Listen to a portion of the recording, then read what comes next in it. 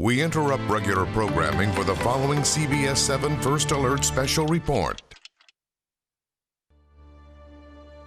This community rallied around the people who were injured and rallied around the families who tragically lost someone and supported those families. You know, despite a tragedy like this, it doesn't say who we are, it doesn't define us, but yet it gave us the strength to be better people, to bounce back and be resilient and not let something like this affect our entire community.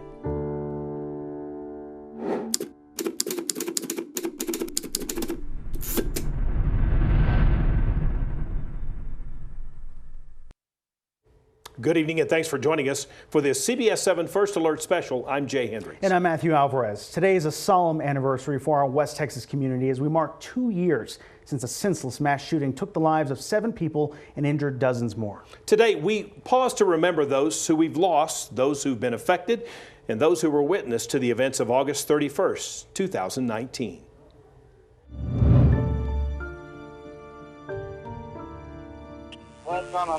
It all started the afternoon of August 31st, 2 years ago today. Do we have an active shooter? Reports of a gunman randomly targeting individuals and covering a large path from Interstate 20 near Loop 250 in Midland to Yukon Road, 38th and Walnut, and 42nd Street before ending at the Synergy on Highway 191. 7 people sadly died and more than 20 were injured. Just a few weeks after the El Paso shootings, Midland and Odessa were thrust into the national spotlight. As we remember and never forget the victims, we also keep those who were injured in our thoughts and prayers.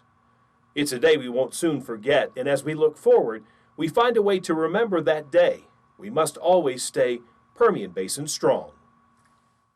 Matthew, you and I were here throughout that day, in fact, most of the day and throughout that evening, and we had a unique view of things. Absolutely. There were so many things happening at one time, especially in particular when there was an incident at the mall, an unconfirmed incident. Of course, we were here on the desk for already what seemed like an hour, Right, 2 hours right. now, and then all of a sudden you hear all this stomping.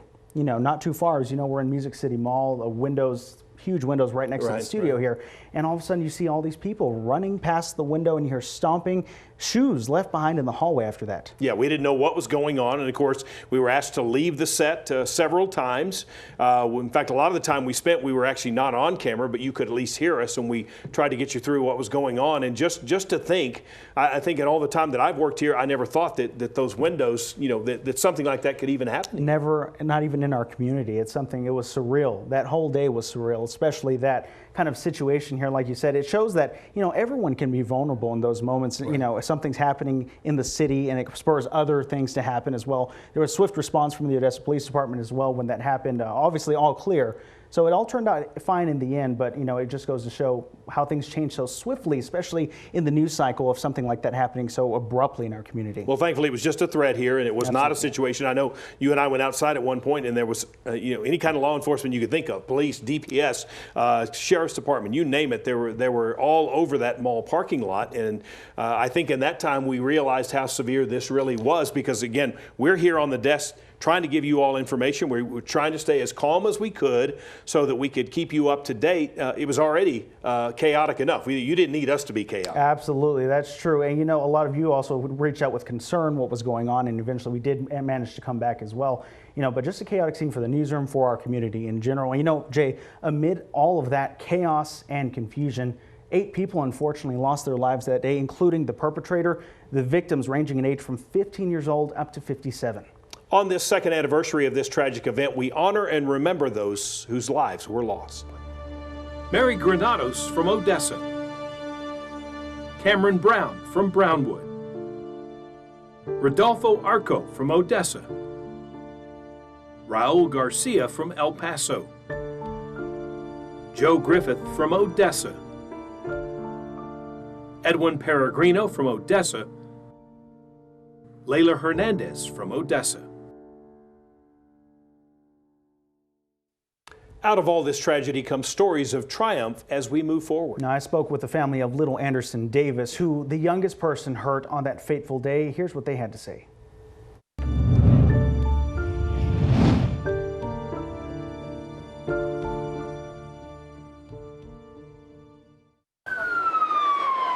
Anderson Davis was only 17 months old on August 31st, 2019, a day that changed her and the rest of her family's lives forever. Anderson, her twin brother Rhett, mom Kelby, and dad Garrett were doing errands that Saturday when a bullet pierced their vehicle and broke into pieces. Shrapnel then hit little Anderson in the chest and face. We will never take for granted that our daughter is here. I never, ever, ever let it leave my heart or mind. Fast forward 2 years, Anderson is an inquisitive, bright, and playful 3-year-old who reminds her family each day just how special she is. Anderson is still brave, she is daring, she is strong. She is just very, very kinesthetic and very adventurous. For their young age, Anderson and Rhett had already been through so much prior to that fateful day. When she was born, she was on a ventilator and she had blood transfusions, and her and her twin both spent time in the NICU. And, so really her whole life has just been proving how strong she is. And I think that absolutely has helped shape her character of the 3-year-old she is today. And while gratitude fills this mother's heart, she thinks of those who were not as lucky, especially the families of the 7 people who we lost on that day. Part of how we can honor them is to continue moving forward and to continue living our lives in honor of those that are no longer able to be here and do that. With the mass shooting of 2 years ago and the ongoing pandemic, Davis says our community has gone through so much and remains resilient. I just hope that everyone realizes that we are still a community. We are still that same community that came together on that day and the weeks after, and we're still a community that needs each other. And a community that remains Odessa strong. And I do want to take a moment to mention that very last shot you just saw showing the Odessa Strong sign. That's actually located at the Bridge Church near the intersection of Grandview and Yukon in North Odessa. Here it is again. Kelby Davis, who you just saw, the mom of Anderson Davis, is the assistant pastor actually at the Bridge. They put up this Odessa Strong sign, which shows the names of the people who passed away on that day and also those who were injured. Now, of course, coming up, we'll talk more about other memorials around town in just a few minutes. Beautiful, though. Beautiful. And there's a few of those around. And of course, there will be another spire that will be put up on the UTPB campus over the next few years. And so a lot of people are wanting to make sure that we don't forget what happened. And although it did not tell who we are, it still makes us strong and that we can move forward. Absolutely. It definitely improves the strength of our community and shows that we are Odessa strong. Even after something like that, we've come together to be even stronger after that tragedy. Well, Odessa Strong is the slogan that the city has taken on since this tragic event. And while the city stands strong, they too are focusing on moving forward through hope and healing.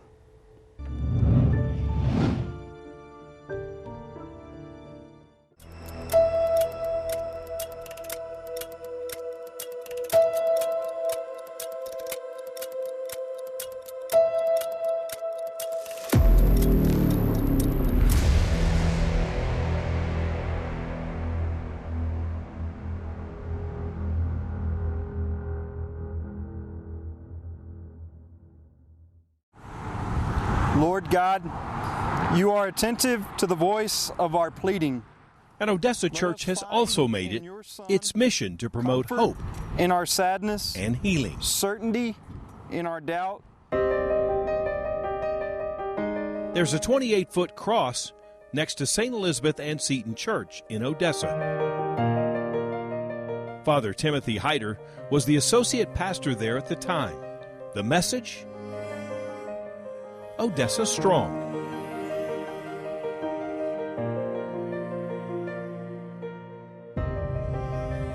The cross is respectfully dedicated to honor all Odessans who showed incredible grace under pressure on August 31st of 2019. And a beautiful bench that pays tribute to those who lost their lives, always loved and never forgotten. Every time we see that cross, every time we see that bench, reminding us to pray for those families, reminding us that there's people that are still healing.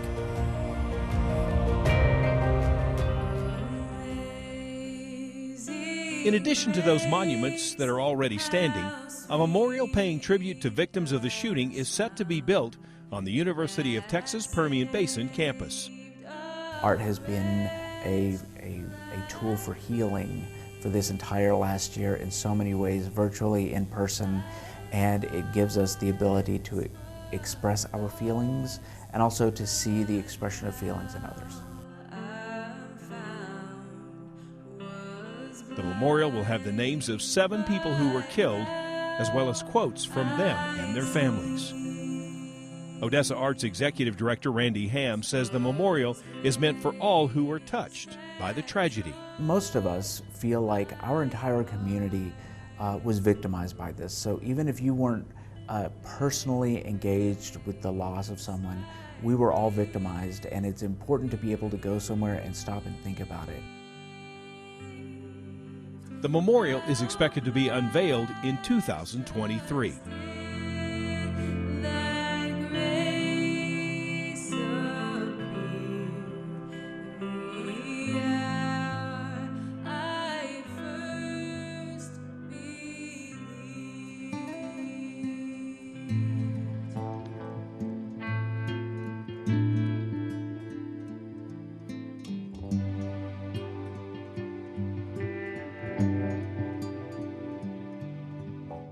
Wow. You know, I think sometimes I think we're a long way down that road, and then sometimes I believe that, you know, you just go back to those moments and to that time, and you see the things you saw and you feel the things you felt again, and it seems like maybe sometimes you restart. It's a process. It's definitely a process. I'm not really sure where we are on the healing process. This is a difficult thing that our community went through.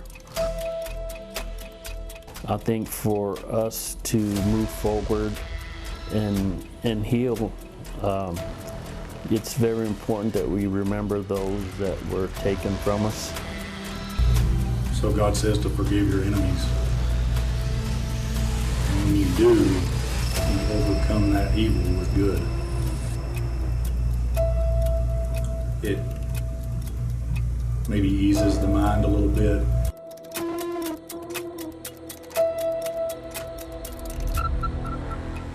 Grief is not logic, right? Grief is an emotional process. Moving forward is probably, I think, the hardest part, because, you know, after you see and handle something like that, it's hard to let go. Anytime you experience any type of trauma, it, you know, from a personal standpoint, it replays in your head. When we have things like an anniversary, there can be a re-traumatization. So everybody, of course, wants to talk about the event and what happened, and we want to remember and honor those we lost, but also those who were injured or just affected. And so the challenge with that is that everything gets brought back up to fresh, right? And for some people, this anniversary is going to feel like the day it happened. And so their grieving process might feel like it's starting over again.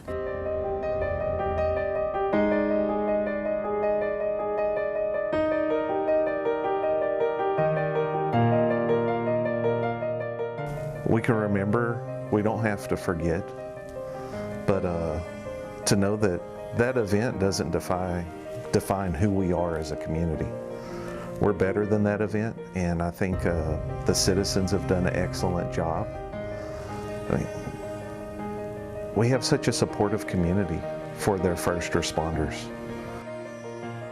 When our community hurts, we hurt too. Like I say, all of our families live here, and it's very important that people realize that, yes, we do make the runs and we do make the response, but we're human too, and the stuff we see and take part of can have a lasting effect on us as well.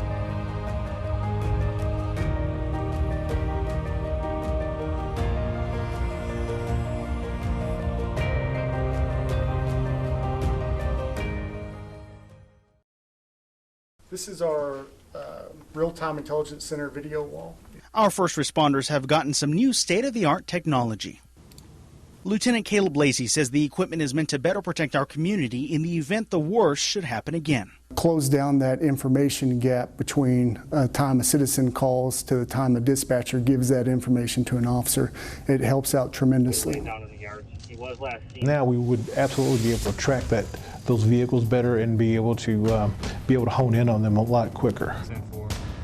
From the Odessa Police Department 624 to Odessa Fire Rescue. The department also made some big changes and got new additions.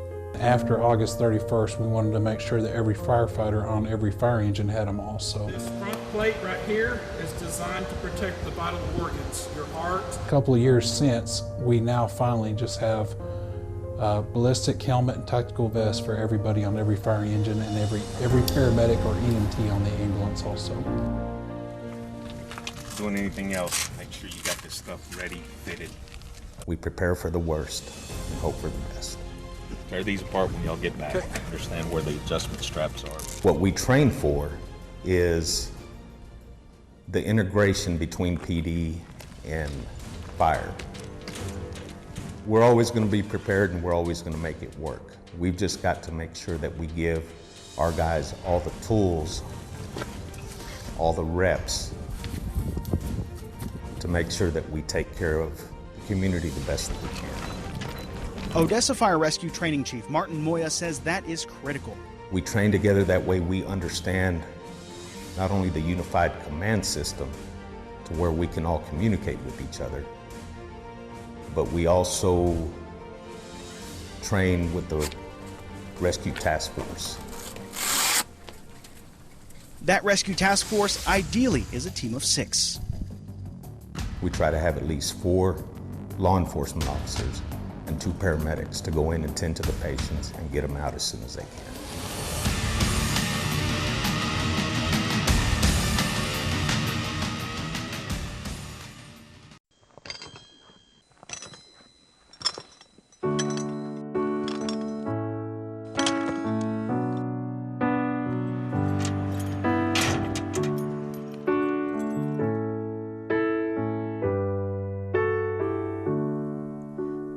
Find myself in times of trouble, Mother Mary comes to me, speaking words of wisdom, let it be. And in my hour of darkness, she is standing right in front of me, speaking words of wisdom, let it be. Let it be.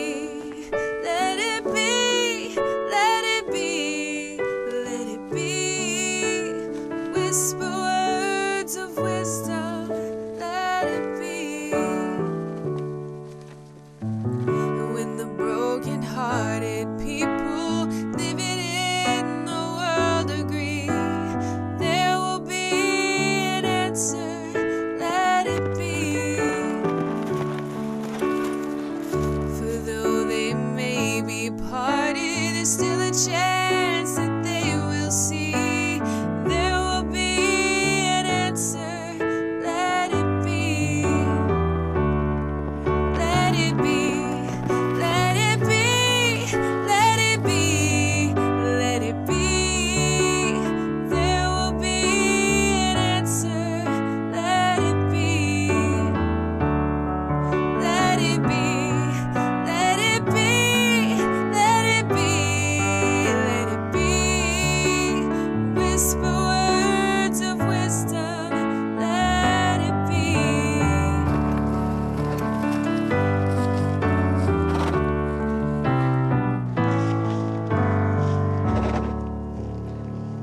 When the night is cloudy, there is still a light that shines on me. Shine until tomorrow, let it be. To the sound of music, Mother Mary comes to me, speaking words of wisdom, let it be. Let it be. Let it be. Let it be. Let it be. Whisper words of wisdom, let it be. Let it be. Let it be. Let it be.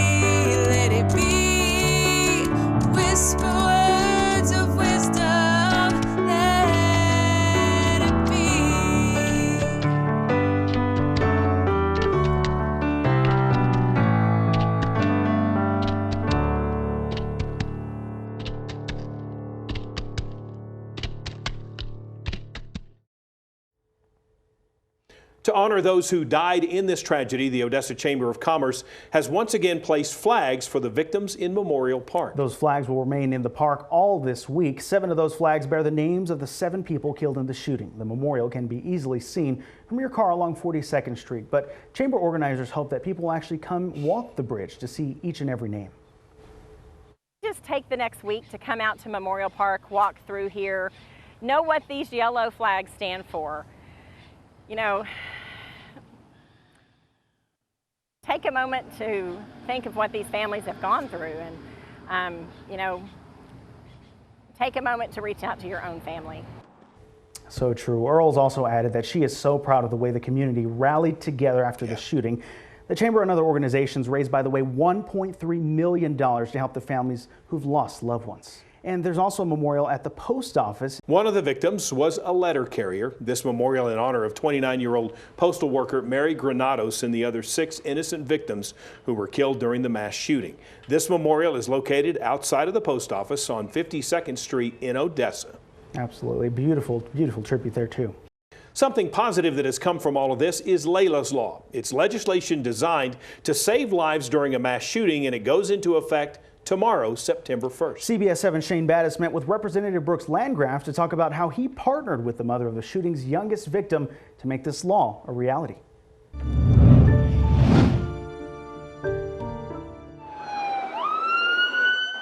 While shots rang out on August 31st, many Odessans were scared and confused because they didn't know what was happening. That includes 15-year-old Layla Hernandez, who was in a car dealership parking lot when she was suddenly shot and killed by the gunman. When she was attacked, she had a phone in her hand. Which means that she had the ability to receive some sort of notification, some sort of message, some sort of warning that there was an active shooter in the area.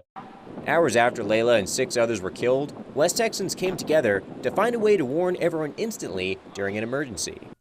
Layla's mother, Joanna Leyva, soon partnered with State Representative Brooks Landgraf to create Layla's Law, a mass alert system that could save lives during a shooting. Here's how this will work. If there's an emergency situation going on, then the local police department will tell DPS what's happening. Then DPS will send out an Amber Alert style message to anyone in the area who may be in danger.